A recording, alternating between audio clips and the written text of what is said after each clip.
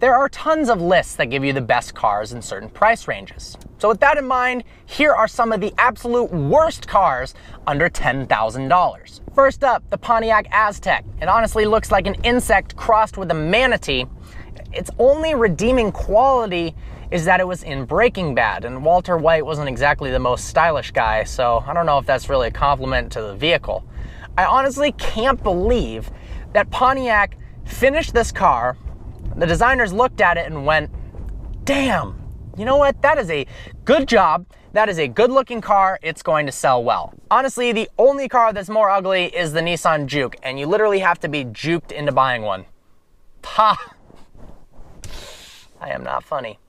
A PT Cruiser, and even worse if you can find one in a convertible. You'd honestly look cooler using a Swagway and an old person's walker to move down the road than you would driving one of these. In Europe, they received a crash test rating in the front of 6 points out of 16. So it's not safe. It comes with 140 horsepower, and get this, the sporty model, a ripping 230. So you could say it's a good looking powerhouse.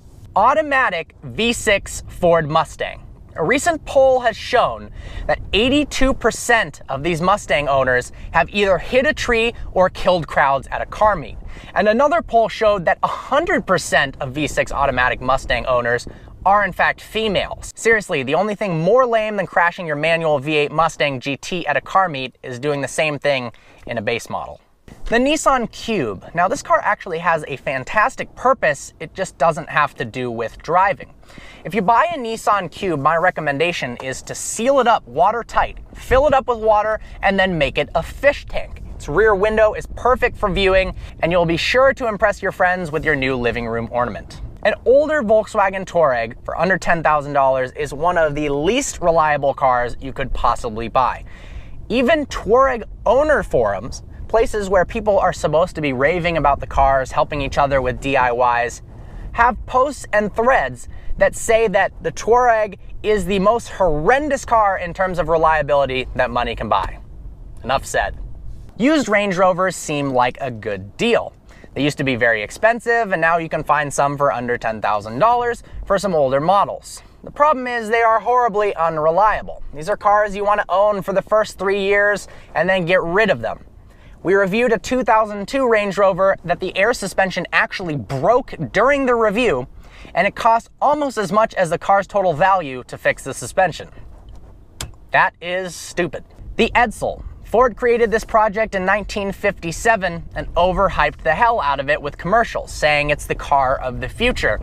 Well, they didn't sell practically any of them, and Ford lost in 2016 dollars the equivalent of $2.6 billion. Fail. A first-generation extended cab two-wheel drive Chevy Colorado ranks among one of the most dangerous vehicles you can possibly buy. For every million produced, 93 people died. The craziest part is, in most of the accidents, there weren't even any other cars involved. Yikes.